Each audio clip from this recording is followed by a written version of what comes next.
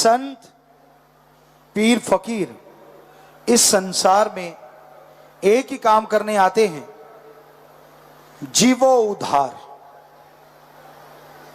उनका मकसद काल की नगरी में फंसे हुए रूहों को निकाल के दयाल की नगरी यानी सचखंड निज धाम सतलोक लेके जाना। उसके लिए वो हर जतन करते हैं। परम पिताजी ने एक भजन में लिखा है, चाहे कुछ भी करें जतन वापिस तुम्हें ले जाऊंगा, सचखंड निज धाम तुम्हें ले जाऊंगा। तो वो यतन जारी हैं आपको उस मालिक के दर्श दीदार के लिए, उसकी तमाम खुशियां दिलवाने के लिए। क्योंकि आदमी जैसी सोच रखता है वैसा फल उसे मिला करता है। इसलिए कभी कोई गलत सोच ना रखा करो, अच्छी सोच रखो, अच्छा ख्याल रखो, ताकि मालिक की दया में रहमत आप पे खूब बरसे। और जो जो इंसान मालिक की सोच में, मालिक की भक्ति इबादत में अपने ध्यान को लगाता है, त्यों त्यों उसके अंदर की बुराइयां चली जाया करती हैं। और जब अंदर से बुराइयां चली जाती हैं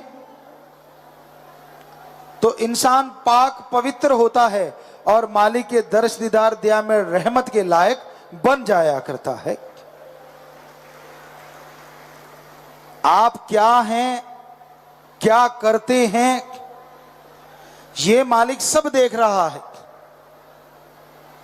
पर अगर आप भक्ति करते हैं तो आपके वो पाप कर्मों को भी माफ कर देता है। ये ऐसा कलयुग का दौर है, ये ऐसा कलयुग का समय है, यहां हाथ को हाथ खाए जा रहा है। लोग स्वार्थ में डूबे हुए हैं, लोग बुराई में डूबे हुए हैं और इस कदर डूबे हैं कि उन्हें इंसानियत का, मानवता का आभास ही नहीं। जैसे एक रोबो, जैसे एक मशीन काम करती है, इस तरह लोग दिन रात काम धंधे में लटके हुए हैं, फंसे हुए हैं। और हम ये नहीं कहते कि काम धंधा ना करो, काम धंधा करो, पर साथ साथ मालिक के नाम की भक्ति इबादत भी करो। क्योंकि जैसे जैसे आप भक्ति इबादत करते जाएंगे वैसे वैसे मालिक की तमाम खुशियां आपके दिलो दिमाग में आती जाएंगी। तो मालिक की खुशियों के हकदार बनना चाहते हो, मालिक की दया में रहमत को पाना चाहते हो, तो आप अपने अंदर की उस भावना को जगाओ जो इंसानियत की भावना मर चुकी है, और वो भावना जागती है राम के नाम से, अल्लाह वाहिगुरु गौड़ खुदा की भक्ति इबादत से। ज्यों ज्यों आप सेवा करते हैं, ज्यों ज्यों ईश्वर की भक्ति इबादत करते हैं, त्यों त्यों मालिक की कृपा दृष्टि आप पे बरसती चली जाती है।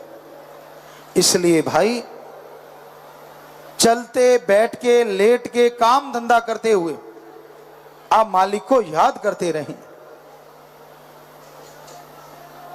इस कलयुग में लोग कहते हैं मेरे से सुमरन नहीं होता। चलो मानते हैं आपसे सुमरन नहीं होता, तो वचनों पे 100% अमल करो, सेवा करो, और सेवा करते करते थोड़ा थोड़ा सुमरन करते रहो।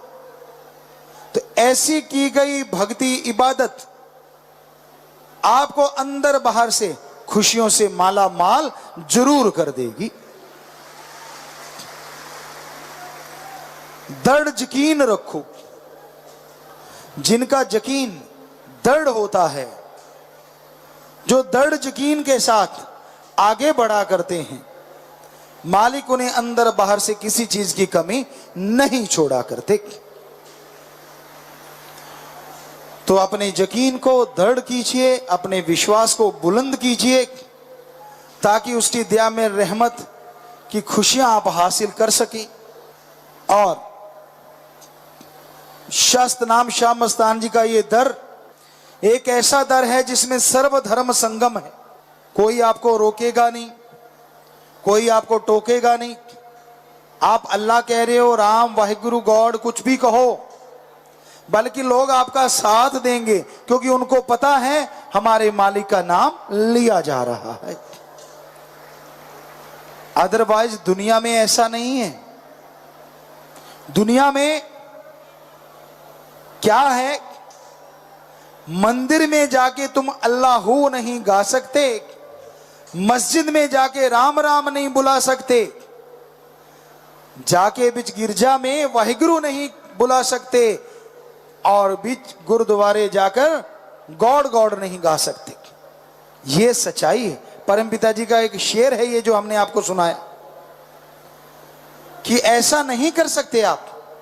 पर साईं मस्ताना जी सच्चे दाता ने ऐसा सच्चा सौदा बनाया, यहां राम राम गाओ चाहे अल्लाह अल्लाह गाओ, गॉड गॉड गाओ चाहे वाहिगुरु गाओ, सबको पता है सब एक मालिक के नाम हैं। अरे सच्चे दिल से गाओ और खुशियों से झोलियां भर के ले जाओ, खुशियों से झोलियां भर के ले जाओ।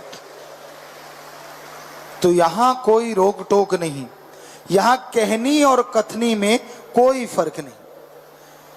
हिंदू मुस्लिम सिख ईसाई आपस में भाई भाई कहना तो बड़ा आसान है, पर मानना बड़ा ही मुश्किल है। कहते लोगों को बहुत सुना है, जब मानने की बात आती है, आप कहीं सफर पे जाओ, किसी और जगह जाओ, तो जो आपके धर्म वाले आपको नजर आएंगे तो आप कहोगे हमारे वाले यहां भी हैं यार। नेचुरली आप उनको अपने वाले, बाकी ये सब पराए हैं क्या? तो सारे एक ही मालिक की औलाद हैं, एक ही मालिक ने सबको पैदा किया है। और असल में सब रूहें हैं जो उस भगवान से, जो अल्लाह राम से बिछुड़ के आई हैं, और उसी से जाके मिलना है। जैसे ही उस परमपिता परमात्मा से रूहें जाके मिल जाती हैं, वैसे ही वो परमानंद के काबिल बन जाती हैं। जीते जी आत्मिक तौर पे भगवान के दर्शन किए जा सकते हैं। पर वो नूरी स्वरूप में दर्शन दे सकता है, या अपने संत पीर पैगंबर के रूप में आपको दर्शन देगा। तो ये उस मालिक का कमाल है, और आप उसे दर्शन ही नहीं समझते। जो समझ ले कि दर्शन हो गए, समझो 12-25 नजारे ही नजारे हैं। और जिसने उसको उस रूप में नहीं लिया तो फिर इंसान जैसा रूप है। तो वो देते भगवान है दर्शन, संत पीर फकीर नहीं। वो भगवान जी उस रूप को धारण करके जाते हैं, वरना आप उन्हें कबूल ही नहीं करेंगे। इसलिए मालिक नजारे देता है, सतगुरु खुशियां बख्शता है। उस राम, अल्लाह, वाहिगुरु, गॉड, खुदा, रब के इश्क में जो नजारा है, दुनिया के नजारे तो उसके सामने जीरो हैं। हमारे धर्मों में चर्चा की है कि मालिक के नाम का नशा जब चढ़ जाता है, उसकी तुलना करें। हिंदू धर्म में हमारे लिखा है, मीठे को शहद मीठा है, गुड़ मीठा है, शक्कर, घी, दूध, मक्खन, शहद, चीनी, गुड़ सब मीठे हैं। पर हे राम, तेरे प्यार के सामने ये सब गंदगी के समान है। इतना मीठा है तेरा प्यार, हे ईश्वर, इतना मीठा तेरा इश्क। मुसलमान फकीर कहता है, मजाजी शराब के लाखों मटके भरे हों, यानी दुनियावी शराब, मजाजी शराब के लाखों मटके भरे हों, और अल्लाह की इबादत में गुजरा एक पल, वो एक पल उन लाखों मटकों से अरबों खरबों ज्यादा नशा देने वाला होता है। तो कोई तुलना नहीं हो सकती, किसी से तुलना नहीं हो सकती। प्यार तेरे में है जादू, जो राक्षस से देवता बना देता, मोहब्बत जाम जिसे तू पिलाए, उसे भगवान जी दिखा देता, मुझे दर्श प्रभु का हो गया। हे मालिक, हे राम, तेरे प्यार का जादू सिर चढ़ के बोलता है। ऐसे ऐसे राक्षस शैतान हुए जिसका दुनिया में बड़ा खौफ था, बड़ा डर था, पर हे राम, हे अल्लाह, हे ईश्वर, तेरी भक्ति से, तेरी झलक से आज उनका नाम भक्तों में शुमार होता है। लोग उन्हें भक्त या तेरा आशिक कहते हैं। ये तेरे नाम का कमाल है, तेरी दया में रहमत का कमाल है। तू जिसे चाहे पल में नजारे दिखा सकता है, तू जिसे चाहे इस मृत्युलोक में नजर आ सकता है। कोई तुझे नहीं देखता, तू अपने आप को दूसरों को दिखा देता है। ये तेरा रहमो कर्म है, ये तेरी कृपा दृष्टि है। और भाग्यशाली वो हो जाते हैं जो परमपिता परमात्मा के राह पे चला करते हैं। दाता की आंखें हैं मैं खाना, जो घूंट रूपी डुबकी लगा लेता, डूबता ही जाए अखियन में, जो एक बार नैन मिला लेता। मैं तो नैनों में उनके खो गया। मालिक का जो पीर फकीर आता है, वो अपने दर्श से, चाहे बैग से ही कोई ना कोई देख ले, अपनी आंखों से, निगाहों से, अपनी जुबान से, वचनों से, और अपने स्पर्श, बाई चांस किसी से हो जाए, उससे उसको वो कुल आलम दिखा सकता है, दोनों जहान दिखा सकता है। ये मालिक ने ही तोहफा बख्शा होता है। शाह सतनाम जी पिया मोरे, में सदा सुहागन हूं तोरी, बल बल जाऊं अपने पिया के, जिनों भरी खुद मांग मोरी, सच्ची महबूबा में हो गया। तो हर धर्म में रूहानी सूफी संतों ने अपने आप को उस परम पिता परमात्मा अल्लाह वाहिगुरु गॉड खुदा रब की महबूबा बताया, उससे इश्क किया है। और उसके इश्क में जो नजारे आते हैं, जो लज्जतें आती हैं, वो लिखने, बोलने, सुनने से परे की बातें हैं। जो तन लागी सो तन जाने, दूजा कह जाने पीड़ पर आई। जिस शरीर को महसूस होता है परम पिता परमात्मा का प्यार, जिस शरीर को एहसास होता है उसके इश्क का, उसकी मोहब्बत का, वही जानता है कि मालिक के प्यार में कितनी खुशियां हैं, कितनी लज्जतें हैं। जो सिर्फ बातें करते रहते उन्हें क्या पता। गूंगे ने गुड़ खाया कि कहिए हो, कि गूंगा अगर गुड़ खा ले, बाई चांस पहले ना खाया हो, तो कहते वो काख बजाता है, क्योंकि बोल तो पाता नहीं। उसी तरह वो रूह होती है जो मालिक के नूरी स्वरूप के दर्शन पा लेती। वो चाहे शोर भी मचाए, लेकिन किसी के समझ में कुछ नहीं आता, पर जिसने खुद उसको पाया है, उसकी रहमत को, उसकी कृपा दृष्टि को, वो लिख बोल के नहीं बता सकता। वो किन्हीं शब्दों से उन मालिक के प्यार को, मालिक की मोहब्बत को कहीं भी कैद नहीं कर पाता। तो वो खुशी मनाता है, नाचता गाता है। तो ऐसे ही शाह नाम जी दाता रहबर ने, शाह मस्तान जी दाता रहबर ने इस खाक को, इस नाचीज को, आपके चौकीदार को अपने प्यार मोहब्बत से नवाजा, और आज वो कण कण में, जर्रे जर्रे में मौजूद नजर आते हैं। तो मुर्शिद कामिल का रहमो करम, उसका नाम, उसका गुरु मंत्र, कलमा आपने अगर लिया है तो आपसे हाथ जोड़ के प्रार्थना गुजारिश है, उसका जाप करके देखो। उस मालिक के इश्क के साथ थोड़े कदम तालमेल बना के चल के देखो। हम आपको यकीन दिलाते हैं, ना आपके अंदर कमी रहेगी, ना आपके बाहर कमी रहेगी। नाम के प्याला पीकर है दीवाना हो जाए, दुनिया में रहता दुनिया से बेगाना हो जाए। राम नाम का प्याला, मालिक के प्यार मोहब्बत का प्याला बेइंतहा असर करता है, लेकिन भाग्यशाली जीव ही इसे पी सकते हैं। साईं मस्ताना जी महाराज फरमाया करते, कई जीव ऐसे होते हैं जिन पे कानों पे काल की मोहर लग जाती है, आंखों पे काल की नकाब चढ़ जाता है, कितना भी संत समझाएं, कितनी भी कोई बात सामने आए, पर वो जीव मानते नहीं। राम नाम की चर्चा हो, इंसान को पता चले कि मुझ में ये बुरे कर्म हैं या मैं बुरे कर्म सोच रहा हूं, वही बात संत पीर फकीर कह दें तो जीव मानता नहीं। को मानू नहीं, कानों पे मोहरें लग जाती हैं, काल की, मन की बुरी बुरी बातें अच्छी लगती हैं और संत पीर फकीर जो कहें वो बुरी लगती हैं। तो नाम का प्याला, फिर नाम का प्याला कैसे मिले? नाम का प्याला तो वो पी सकते हैं जो दीनता नम्रता धारण करते हैं।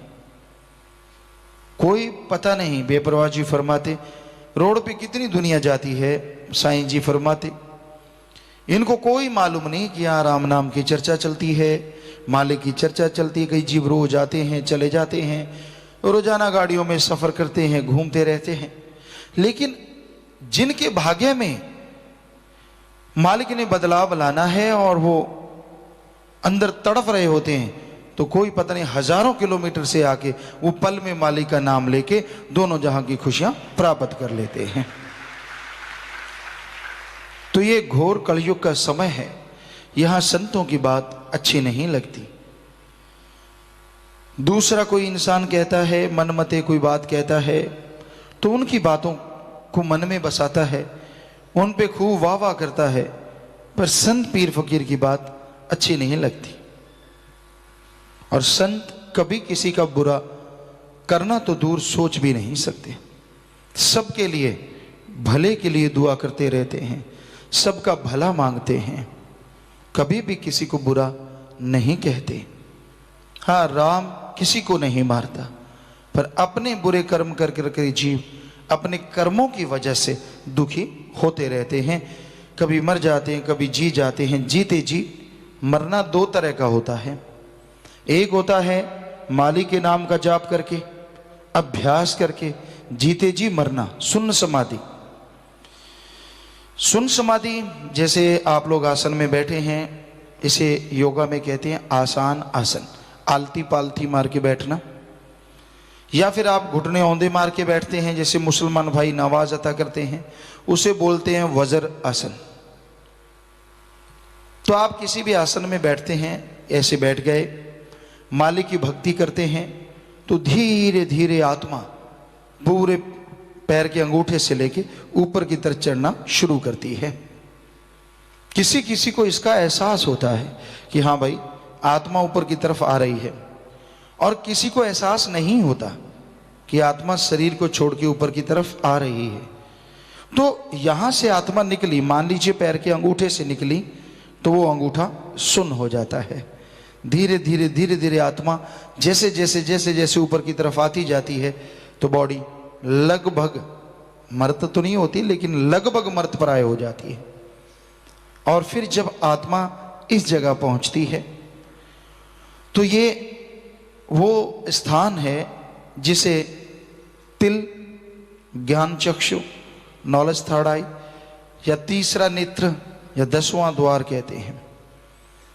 इस्लाम धर्म में मेहराब कहते हैं। तो आत्मा पूरे शरीर में से सिमट के जब इस स्थान पे पहुंचती है, तो पूरा शरीर बाकी का मर्त पराय हो जाता है। उसे कहते हैं सुन्न समाधि। अब आगे फिर जीव अभ्यास करता है, क्योंकि नाम चलता रहेगा, और जैसे आत्मा इधर पहुंचेगी पूर्णतः, पहले एहसास होता है आपकी आंखें बंद है, तो सबसे पहला साइन, सबसे पहला जो लक्षण है कि आपकी आत्मा अंगूठे से चलना शुरू हो गई, या आपका ध्यान जमने लगा है, अगर कोई साइन है, अगर कोई लक्षण है, तो वो है little bit light, little bit star, छोटी सी रोशनी, दिए की जैसे लौ होती है, या आसमान में छोटा सा तारा, ऐसा ऐसा आपके यहाँ पे आंखें बंद होंगी, लेकिन अंदर से वो नजारा नजर आएगा। तो समझ लो आपका ध्यान जमने लगा है। ये ध्यान जमने का लक्षण है। बस खुश होने की जरूरत नहीं, ना गम करने की जरूरत। जैसे वो ध्यान में आए, अपने सतगुरु मौला का ध्यान कीजिए, उस तारे पे निगाह टिका दीजिए। तो जिनको दृढ़ विश्वास होता है, पूर्व भले अच्छे कर्म हैं, कई बार मालिक फकीरों के रूप में दर्शन देने पहले ही शुरू कर देते हैं, 10वां द्वार खुले ना खुले, सोते जागते वो दर्श दीदार होते हैं, लेकिन उनमें वो नूर, वो रूहानी नूर उतना नहीं होता। लेकिन अभ्यासी जीव या दृढ़ विश्वासी जीव के साथ ये सब होना शुरू हो जाता है। फिर आत्मा अंदर चढ़ती है, किसी चक्कर वक्र में नहीं पड़ती। वो तो योगा में चक्कर हैं, जगाने पड़ते हैं बहुत कुछ, लेकिन यहाँ ऐसे तकलीफ नहीं आती। नेचुरली वे, जैसे आप घूमते हैं, जैसे आप चलते हैं, जैसे आप श्वास लेते हैं, या जैसे आपकी नाड़ियों में खून जाता है। हालांकि हार्ट है जो खून को खींचता है और फिर प्रेशर से नाड़ियों में फेंकता है, तो वो नाड़ियों में यूं करता हुआ खून सारी बॉडी में सर्कल कर जाता है। तो उसका कोई पता तो नहीं ना चलता कब आपके हार्ट ने खून लिया और कब आगे प्रेशर से दिया, कुछ मालूम नहीं पड़ता। उसी तरह, बिल्कुल उसी तरह जब आप सुमन करते हैं तो आत्मा का पता ही नहीं चलता कब ऊपर की तरफ उठना शुरू हो जाती है। बस वो लक्षण जरूर शुरू होते हैं, शुरू में आत्मा उठती चली जाती है, और जैसे ही यहाँ पहुँचती है और 10वां द्वार खुलता है, उसकी निशानी यही होती है कि आपके ये जो शब्द गुरुमंत्र है ये ऑटोमेटिकली बंद हो जाता है। 10वां द्वार खुलते ही अंदर की फिर धुन चलनी शुरू हो जाती है, वो आवाज से। आप जितना मर्जी जोर लगा लो तो भी आप सुमरन नहीं कर पाएंगे जब 10वां द्वार खुलता, पर आप जोर लगाएंगे नहीं, क्योंकि वो धुन सुनने के एक बार, बस एक बार आप जोर लगाइए, फिर तो आप आशिक हो जाएंगे। ऐसा नशा, ऐसी मस्ती, ऐसी लज्जत आती है कि दिल बार बार करता है क्यों ना वो धुन सुनी जाए, क्यों ना उस बांगे इलाही को, क्यों ना उस तुर्की बाणी को फिर से बुलाया जाए। और धीरे धीरे इंसान उससे ऐसा जुड़ता है, चलते फिरते काम धंधा करते उससे जुड़ा रहता है। एक अलग ही नशा, एक अलग ही मस्ती जो उसको दुनिया से सबसे अलग कर देता है। जो खुली आंखों से मालिक के दर्शन करते रहते हैं, हमेशा धुन चलती रहती है, तो मालिक स्वरूप उसके भेजे भक्त संत पीर फकीर होते हैं।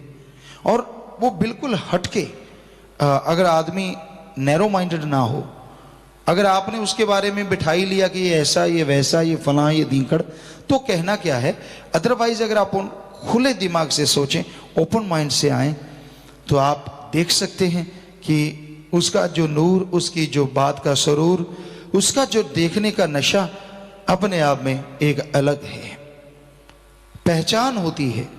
और फिर इंसान अगर उसको पकड़ लेता है तो जल्दी मालिक के दर्श दीदार के काबिल बनता चला जाता है। तो 10वां द्वार खोलना इस कलयुग में असंभव तो नहीं है, मुश्किल जरूर है।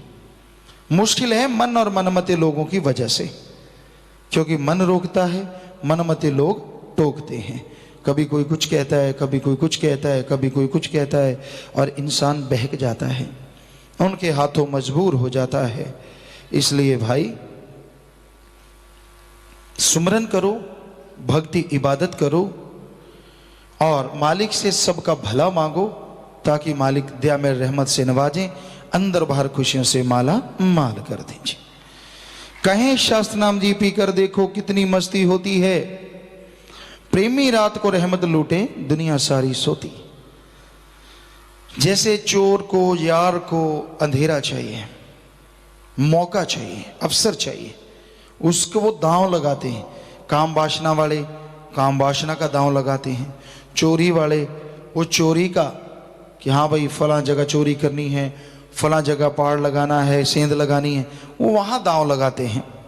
पर मालिक के प्यारे, उनको एकांत मिलते ही वो मालिक के यहाँ सेंध लगा लेते हैं, अपने सतगुरु से प्यार करते हैं, उनसे मोहब्बत करते हैं, सुमरन करते हैं, भक्ति करते हैं, इबादत करते हैं, और नूरी स्वरूप को प्रगट करके गोद में बैठ जाते हैं। या यूं कहिए वो नूरी स्वरूप उन्हें अपनी छाती से लगा के कि तू मेरा नूर अपने में समा लेता है। फिर क्या चर्चा चलती है, क्या नशा आता है, क्या मस्ती के दौर, जैसे लोग जाम पे जाम पीते हैं और बुरा हाल हो के कुत्ते उनका मुंह चाटते हैं, इसके बिल्कुल उल्ट मालिक के प्यारे जाम पे जाम पीते हैं और उनकी उड़ारी और ऊंची होती चली जाती है। मालिक से और नशा मिलता है और मस्ती की बातें होती हैं। फर्क इतना है, दुनियावी जाम पे जाम पीने वालों का कुत्ता मुंह चाटता है, और मालिक के रूहानी जाम पे जाम पीने वालों का दोनों जहान में जय जयकार बोलता है। देवी देव खड़े हो के नमस्कार करते हैं और दोनों जहान में नाम अमर हो जाता है। सारा दिन दौलत के लिए, रुपए पैसे के लिए मारो मार करता फिरता है। क्या यही है इंसान का काम? क्या यही इंसानी फर्ज है, कर्तव्य है? हमारे धर्मों में बताया है दिन रात इंसान काम धंधे में उलझा हुआ है, दिन रात इंसान माया माया पुकारता रहता है। माना कि जीने के लिए दौलत जरूरी है, पर दौलत के लिए जीना कोई जिंदगी नहीं है।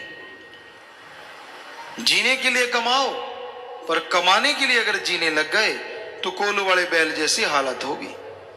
पहले उसे कोलू पे जोते हैं, आखिर में नहीं सही चलता तो दोनों आंखों के साइड में पट्टी सी बांध देते हैं कि सीधा देख सीधा चल। वो और तरफ देखता ही नहीं, देखने ही नहीं देते उसे।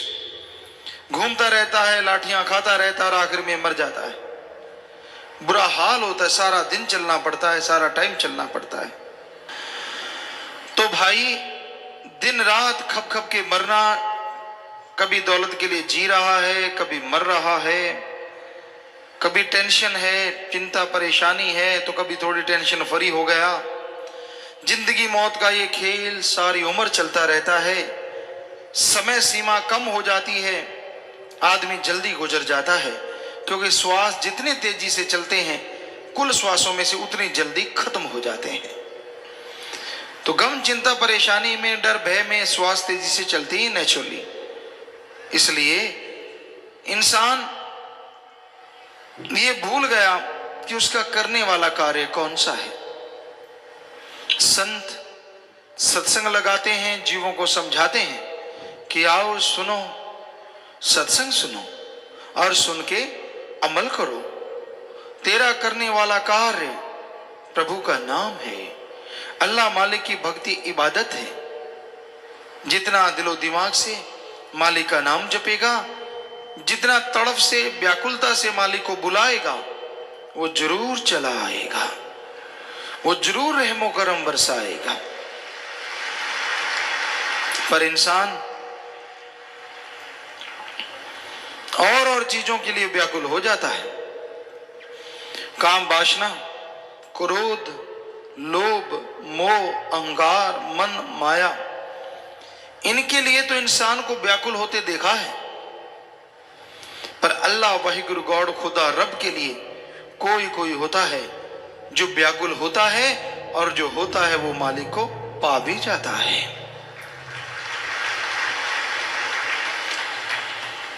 मालिक के प्यार में व्याकुलता नहीं होती, बल्कि वो उसकी मोहब्बत होती है। दुनियादारी में आप व्याकुल हो जाते हैं किसी चीज को पाने के लिए, परेशान हो जाते हैं, तड़फ जाते हैं, और वो सामान भी नहीं मिलता तो आप और तड़फते रहते हैं, बेचैनी और बढ़ जाती है। पर मालिक की याद में उसको पाने के लिए अगर तड़फना है, वो भी एक ऐसी याद बन जाती है जो बार बार याद करने से मजा देती रहती है, आनंद देती रहती है। क्योंकि मालिक की याद में अगर तड़फ के दो आंसू भी बहा दिए तो वो आपके पाप कर्मों को धो डालते हैं। पर उसकी याद में वैराग्य आना ये भी भागों की बात है। उसकी याद में वैराग्य बड़ा ही मुश्किल से आता है, क्योंकि आदमी के ध्यान और जगहों पे उलझे हुए हैं, और जगहों पे फंसा हुआ है। तो अपने विचारों को एकाग्र करो, विचारों को कंट्रोल करो और सुमरन भक्ति इबादत करो। सुमरन करते हुए अगर विचार एकाग्र है तो मालिक की दया में रहमत के लायक जल्दी बनोगे। वो जिसे प्यार अल्लाह मालिक वाहिगुरु गॉड खुदा रब जिसे प्यार देता है, जिसे खुशियां लुटाता है, कई बार उसे अजमाता भी है। बस अजमाने से शोर मचा के टेंशन लेके अगर भाग गया तो खाली रह गया, और अगर दृढ़ विश्वास रखा नहीं तो यकीनन उसकी झोली में मालिक की दया में रहमत जरूर पड़ती है। तो मालिक का रहमो करम अगर हासिल करना है, उसकी दया में रहमत के काबिल बनना है, तो अपने अंदर के विचारों का शुद्धिकरण करो, अंदर के विचारों को साफ करना है। और ये होंगे सुमरन के द्वारा। चलते, बैठ के, लेट के, काम धंधा करते थोड़ा थोड़ा सुमरण करते रहो, थोड़ी थोड़ी भक्ति करते रहो। थोड़ा किया गया सुमरण भी कलयुग में बहुत काम करता है। पहले के युगों में सैकड़ों साल लोग इबादत करते, तपस्या करते, पूजा करते, तो फल नहीं मिलता था। अब कुछ महीनों में सच्ची तड़प से मालिक को बुलाया जाए तो उसका रहमो करम बरसने लगता है। कितना आसान है मालिक का नाम लेना, कितना आसान। पर जो नहीं लेते उनको लगता है बड़ा ही मुश्किल है। क्या मुश्किल है भाई? खाना खाना, पेट भरना है तो पहले आटा गूंदो, रोटी बनाओ, को लगाने के लिए चटनी, दाल, सब्जी, कुछ ना कुछ भाजी बनानी पड़ती है, फिर कौर तोड़नी पड़ती है, उससे लगाना पड़ता है, खाना पड़ता है, निगलना पड़ता है, आंतड़ियां हजम करती हैं, तब जाके कहीं ताकत मिलती है। राम नाम तो बड़ा ही आसान है। सत्संग में आओ, संत पीर फकीर राम का नाम बताते हैं, अल्लाह मालिक की तरीका समझाते हैं, उसको सुन के अमल कर लो तो भाई आपको कुछ भी करना नहीं। बाद में जीभा मुंह के अंदर है ही ऑलरेडी, विचार दिमाग में चलते ही चलते हैं, तो विचारों से सुमरण कर लो चाहे जीभा से कर लो। जितना कर लोगे उतनी ही दया में रहमत बढ़ती जाएगी। पर ये भागों वाला इंसान मालिक के प्यार मोहब्बत को पा सकता है जो अपना स्टैंड रखे, जो अपनी जगह पे सही रहे। क्या पता मालिक अजमा रहा हो, पर हमने देखा है अजमाने की जरूरत नहीं पड़ती। थोड़ा समय गुजरता है, आदमी सब कुछ भूल के फिर से वही, जैसे गधे के ऊपर किसी ने लाल बांध दिए, हीरे जवाहरात बांध दिए, बड़ा सुंदर सजा दिया, कुछ देर खुशी हुई कि भाई बड़ा सुंदर लग रहा है, जैसे रस्सा छोड़ा जाके कूड़े करकट के ढेर पे हींकने लगा, आवाजें निकालने लगा और हींगता हुआ सारा कुछ तोड़ दिया और वही माटी में लथपथ हो गया। ऐसा ही होता है, मन बड़ा जालिम है। मालिक रहमो करम बख्श देता है, दया में रहमत बख्श देता है, पर यह गधे की तरह फिर से सब कुछ मिट्टी में मिला देता है। कोई परवाह नहीं करता, कोई कायदा कानून नहीं रखता, बस अपनी एक अलग इमेज बना लेता है। उस इमेज के अनुसार इंसान को गुमराह करता रहता है, भरमाता रहता है, तड़फाता रहता है और कहता है तेरी मन मर्जी अगर पूरी हो गई तो सही है, नहीं तो नहीं। ये थोड़ा ही ना होता है। संत पीर फकीर तो मालिक से दुआ मांगते हैं, दुआ करते हैं। अब करने वाला, देने वाला अल्लाह वाहिगुरु राम है। जो सुन के अमल कर लेते हैं, मालिक उनकी झोलियां अंदर बाहर से लबरेज कर देते हैं, माला माल कर देते हैं। जो सुन के छोड़ देते हैं वो अपने कर्मों का फल भोगते रहते हैं। तो संत पीर फकीर बात वो कहते हैं जो अल्लाह वाहिगुरु राम उनको कहता है, जो अंदर से मालिक ख्याल देता है।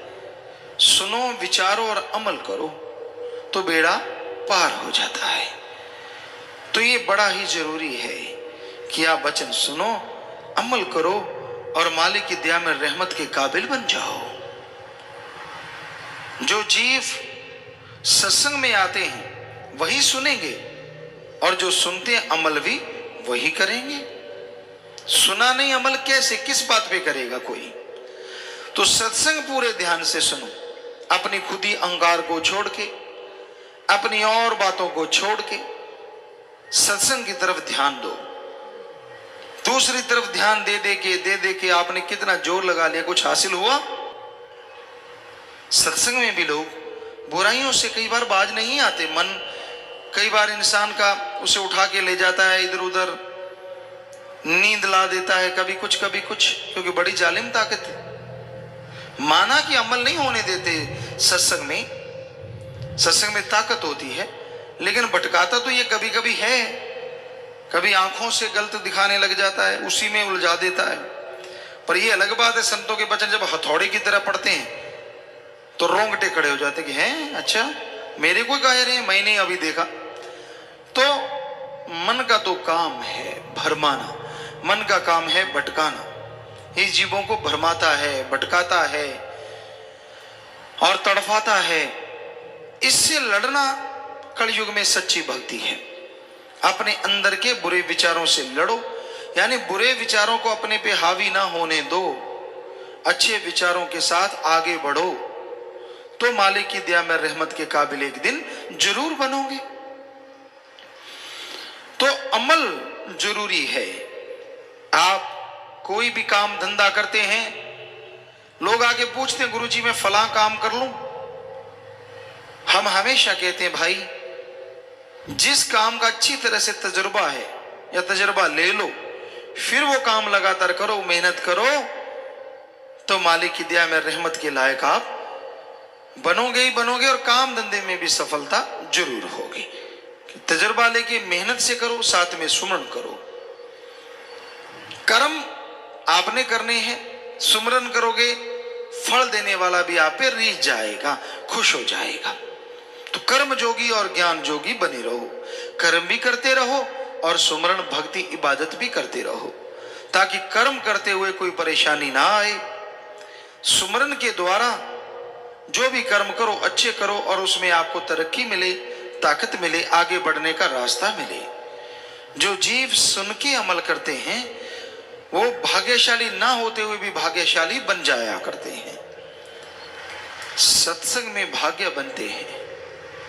कोई नसीबों वाला, कोई भागों वाला जीव होता है जो सुन के अमल करता है और वो अपने भाग्य बदल सकता है। कहते हैं जैसा लिखा होता वैसा भोगना पड़ता है, सही है, लेकिन भगवान ने मनुष्य के लिए यह भी लिखा है कि ये खुद मुख्तियार है, मर्जी का मालिक है। अच्छे नेक कर्म करे तो ये अपनी तकदीरें खुद बदल सकता है। और हाथ पे हाथ धर के बैठा रहे, जो होगा मालिक का लिखा हो जाएगा, तो वो बात नहीं बनती जो बननी चाहिए, क्योंकि कर्म जोगी होना भी तो जरूरी है। मालिक ने ही ये गुण दिए हैं, मालिक ने ही ये शिक्षा दी है। तो इंसान को बेपरवाह ने यहां समझाया है, तेरा काम कि भाई तेरा जो करने वाला काम है, गॉड्स प्रेयर कर, अल्लाह की इबादत कर, वाहिगुरु का नाम जप, राम नाम जपो, क्योंकि उसके द्वारा ही आप परम पिता परमात्मा के साक्षात दर्शन कर सकते हैं, उसके रूबरू हो सकते हैं। जब तक आप मालिक के दर्शन नहीं करते तब तक आपको सिर्फ कोरी बातें या झूठी बातें ही नजर आती हैं। लेकिन जैसे ही आप अमल करते हैं, प्रैक्टिकली मेथड ऑफ मेडिटेशन करते हैं, तो आप मालिक के रहमो करम के हकदार भी बनते हैं और उसके दर्श दीदार के काबिल भी बनते हैं। किसी मंजिल तक जाने के लिए इंसान को कोई गाड़ी चाहिए होती है, उस गाड़ी पे चढ़ता है, सवार होता है, आगे बढ़ता चला जाता है और वो गाड़ी मंजिल पे लेके जाती है, अगर आप सही गाड़ी पे बैठे हैं तो संत जीवों को समझाते हैं, मंजिल तक जाने का रास्ता बताते हैं। जो सुन के अमल कर लेते हैं वो मंजिल पे पहुंच जाते हैं, और जो सुन के अमल नहीं करते वो खाली रह जाते हैं। सो सुनना जरूरी है, पर सुन के अमल भी करना है, क्योंकि बिन अमलों के आलमा इल्म निकम्मे सारे। अमल कोई अमल कमा ले तू जे जश लेन है मालिक द्वारे। वचन कहे जाएं आपको भले के लिए, और उन वचनों पे अगर आप अमल नहीं करते तो आप खाली रह जाते हैं, और अमल कर लेते हो तो सब कुछ हासिल कर लेते हो। दूसरों को देख के जलना नहीं चाहिए। आदमी को सबक मालिक सिखा देता है। आपको किसी से क्या लेना, कौन क्या करता है, आपको खुद को रहमो करम मिलता है, शुक्र मनाओ, वरना इससे भी तरस जाओगे। क्योंकि कर्म अपने अपने हर जीव के साथ होते हैं और बना लिए जाते हैं भक्ति इबादत के द्वारा।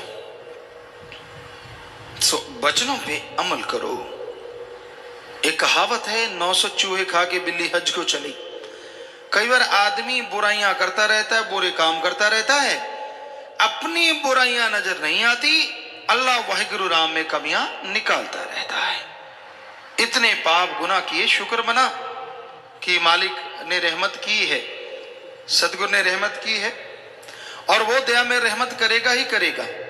कोई सुनेगा, अमल करेगा तो मालिक के रहमो करम का हकदार बन जाएगा। जो अमल नहीं करेगा तो वो तो खाली रहता ही रहता है। वचनों को सुनो ध्यान पूर्वक।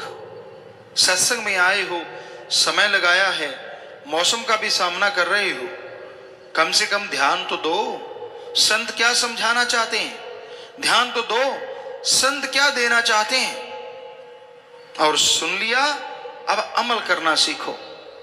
पर यह देखा है, जो आदमी पढ़ के कड़ जाता है, एक कहावत है, पढ़ के कड़ गया, क्योंकि दूध सारा दिन उबलते उबलते लाल हो जाता है, कड़ जाता है, तो कहते हैं ये बिल्कुल कड़ गया, पक गया।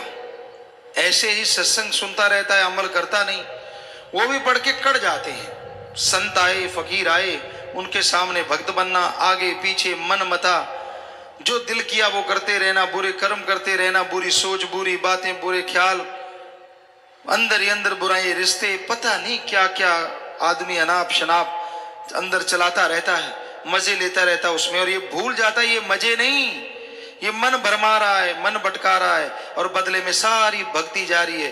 फिर जब घर में खुशियां नहीं आती, कोई परेशानी खड़ी होती, फिर रोता है, ये क्यों हुआ, ऐसा कैसे हो गया। तो भाई सुना करो, समझा करो और अमल किया करो, ताकि मालिक की दया में रहमत के काबिल बन सको और उसकी खुशियों के हकदार बन सको। मनुष्य शरीर मिला है मालिक से मिलने के लिए, बाकी जितने भी काम धंधे करता है सब यहीं छोड़ जाएगा, कोई भी साथ जाने वाला नहीं। आत्मा का साथ देता है परमात्मा, अल्लाह मालिक का नाम। कोई सच्चे दिल से ले ले, अमल कर ले, तो दया में रहमत के काबिल बनता है और खुशियों का हकदार बन जाता है। तमाम गम, चिंता, परेशानियां दूर हो जाती हैं और मालिक की दया में रहमत से अंदर बाहर से खुशियों से जी माला माल हो जाता है। जेल 84 काल ने बनाई, आत्मा बेचारी को दिया फसाई, छूट सकी ना जतन कर तमाम। 84 लाख शरीरों का जेल खाना काल ने बनाया है। आत्मा एक से निकलती है, दूसरे में चली जाती है, दूसरे से निकलती है तीसरे में। यूं 84 लाख शरीरों में चक्कर लगाते लगाते आखिर में जाके कहीं मनुष्य शरीर मिला, और इसमें मन माया की ऐसी हवा लगी कि जो असली काम है उसको भूल गया। करना था उस मालिक को याद, अल्लाह वाहिगुरु की भक्ति इबादत करनी थी, ताकि उसके रहमो करम का हकदार बनता, आवागमन से आजाद हो जाता और यहां परमानंद लेता। खुशी वहीं होती है, यहां थोड़ा दुख हो, गम, चिंता, टेंशन हो तो सुख का बाद में एहसास होता है, लेकिन परमानंद, परमानेंटली आनंद ही आनंद, लज्जती लज्जत, खुशी खुशी, जो आप क्षणिक जीवा का भोग विलासों का आनंद लेके खुश हो जाते हैं, अल्लाह वाहिगुरु का नाम सच्चे दिल से लो, अंत्यकरण में वो जोत जाग जाए, आप देख लें उसे, उस आवाज को पकड़ लें, तो वो ऐसा आनंद आएगा, ऐसा परमानंद आएगा जो इससे अरबों खरबों गुना बढ़ के होगा और कभी टूटने का नाम नहीं लेगा, क्षणिक नहीं होगा, परमानेंट होगा। इसलिए संत राम नाम पे जोर देते हैं कि आपको मालिक की दया में रहमत मिले, उसकी तमाम खुशियां मिले। कर्म धर्म चाहे कितने कर ले, छूट ना सकती पाए तरले, रू ना पहुंच सके निज धाम। धर्म के कर्म करता है पर धर्म पे चलता नहीं। कर्म कांड करना, दिखावे करना, कोई किस तरह मालिक को पाना चाहता है, कोई किस तरह, कोई हलवा खिलाता है, कोई चावल खिलाता है, कोई लड्डू पेड़े खिलाता है, कोई नमकीन खिलाता है, तो कई शराब पिलाते हैं और कई मांस चढ़ाते हैं। ये सब जीवा का स्वाद है, मालिक को इनसे कुछ लेना देना नहीं है। मालिक को अगर पाना है, प्रभु को अगर पाना है, तो आपको अंत्यकरण को पवित्र करना होगा, अंत्यकरण को साफ करना होगा, ताकि मालिक की दया में रहमत के काबिल आप बन सकें। ये बाहरी ढोंग, बाहरी दिखावों से मालिक नहीं मिलता। अरे जो हमें शरीर दे सकता है, क्या हमारे बनाए भोजन को नहीं बना सकता? और अगर बना सकता है तो हमारे हलवे पूड़ियों का वो भूखा कैसे हो सकता है? उसे चाहिए तो हमारी भावना, उसे चाहिए तो हमारे अंत्यकरण की तड़फ, ताकि आप उस तड़फ से जब उसे बुलाएं तो वो दौड़ा चलाए और आपके दया में रहमत करके आपको दोनों जहां की खुशियों का हकदार बना दे। सो अंत्यकरण की सफाई करो। अगर मालिक को पाना चाहते हो, प्रभु को देखना चाहते हो, तो आप बाहरी चीजों में ना जाओ, अपने अंदर में गुण जो हैं उनको अपने अंदर रखो और अवगुणों को निकालते चलो, तो मालिक की दया में रहमत होगी। लेकिन आज पाखंड है, किसी का बच्चे का घर में कुछ दुखता है, माता बहने कहते बाबा तुझे इतना प्रसाद खिलाएंगे ठीक कर दे। वो नेचुरली 2-4 दिन में ठीक होना ही है, बीमारी कोई ऐसी छोटी होती है। और प्रसाद बाबे को क्या खिलाया, खुद रगड़ गए सारा, ले बाबा शुक्र रखी। बाबा खा शुक्र रखेगा, खाया तूने, बनाया तूने, बाबे के पास तो कुछ गया ही नहीं। तो इस घोर कलयुग में बड़े पाखंड चले हुए हैं, बड़े पाखंड। मन्नत मांग लेनी, ऐसा हो जाए, और हिम्मत की वैसा हो गया। मालिक को देना, पैसा चढ़ाना, ये तो वो सारा कोई और ही खा जाता है। तो हकीकत ये है कि मालिक को पाने के लिए बाहरी साधनों से नहीं, अंत्यकरण से, तड़फ से उसको बुलाना होगा। जैसे आपके अपने औलाद के लिए तड़फ होती है, बेटा या बेटी कोई भी आपको प्यारा है, आपसे दूर है, लेकिन आप उसके लिए तड़प जाते हैं जब ये सुनते हैं कि उस इलाके में कोई दुर्घटना हो गई, कोई परेशानी आ गई। आपको मालूम नहीं पड़ता आपका बच्चा कैसे है, बेअख्तियार आंखों से आंसू बहने लगते हैं, आप तड़प जाते हैं। तो वो जो आपकी तड़फ है, रुपए में अगर 100 पैसा है, ऐसी तड़फ अल्लाह वाहिगुरु राम के लिए 10-15 पैसे बना लो, गारंटी हम देते हैं मालिक की दया मेहर दर्श दीदार के काबिल जरूर बन जाओगे। तड़प तो बनाते नहीं, बातें करके ठगी मारी, कर्मों से ठगी मारी, 100 कमाया, 5 मालिक को चढ़ा दिए। ये तो एक तरह से मालिक को साथी बना लिया। हे भगवान, मैं ठगी मारा करूंगा, 95 मेरे, 5 तेरे, बोलना ना तू भी खुश मैं भी खुश। बताओ, मालिक को भागीदार बना लिया ठगी में, कहां से खुशियां आएंगी? तो इसलिए हकीकत में जीना सीखो, ये झूठ पाखंड के सपनों में उलझ के ना बैठ जाओ। आगे आया, हर एक श्वास में नाम दयाले, राम शाहूकार को गिन गिन संभाले, बिना नाम जपे श्वास हराम। हर श्वास में नाम का सुमरण कैसे हो? पैदल जा रहे हो, चलते जाओ, देखते जाओ, जीभा से ख्यालों से मालिक का नाम लेते जाओ। लेटे हो, नींद नहीं आती, लेटे लेटे जब तक नींद नहीं आती मालिक का नाम जपते रहो, सुमरण करते रहो। नींद आ गई तो ठीक, ना आई तो भी लेखा, दोनों हाथ में लड्डू ही लड्डू। और काम धंधा करते हो, हाथों पैरों से कर्म करते रहो, जीभा से ख्यालों से मालिक का नाम लेते हो। उन काम धंधों में भी बरकत, फायदा होगा और मालिक की याद भी बन जाएगी। तो सुमरण करना चाहिए, हर श्वास श्वास में सुमरण हो सकता है, संभव है। बिना नाम जपे श्वास हराम, कि नाम जिसमें नहीं जपते वो श्वास हराम हो जाता है। इसलिए नाम जपो, नाम जपने में बेइंतहा खुशियां हैं। नशे छोड़ दो, नशे बर्बादी का घर है। शराब है, सारे धर्मों में इसे मना किया गया है, शराब ना पियो। शर प्लस आप, इस्लाम धर्म में कहते हैं, शर कहते हैं शरारत शैतान को, आप कहते हैं पानी को, कि अल्लाह की इबादत करने वालों, शराब शैतान का पानी पीना मत, वरना की गई इबादत को खाक में मिलाएगा, दोजख में जलाएगा। सिख धर्म में भी सारे नशे मना है। पोस्त भंग अफीम मद नशा उतर जाए पर बात, नाम कुमारी नानका चढ़ी रहे दिन रात। कि जितने भी दुनियावी नशे हैं, सुबह का शाम, शाम का सुबह उतरता, गंदगी भरे हैं। नशा करना तो अल्लाह वाहिगुरु राम के नाम का करो, एक बार चढ़ गया तो दोनों जहान में नहीं उतरेगा। हिंदू धर्म में लिखा है कि शराब समुद्र मंथन से पैदा हुई, पीने वाले राक्षस, जो इसे पिएगा राक्षस प्रवृत्ति बना देगी, इसलिए आदमी को नहीं पीना। और नशे ना करो, बर्बादी का घर है। फिर मांस अंडा है, मांस अंडा भी बर्बाद करता है, क्योंकि आदमी बेरहम हो जाता है। दया रहमत और दया रहम की भावना खत्म होती है, तो दया रहमत करने वाला की रहमत को कैसे हासिल करोगे जब दया रहम ही अंदर नहीं है? इसलिए मांस अंडा नहीं खाना चाहिए।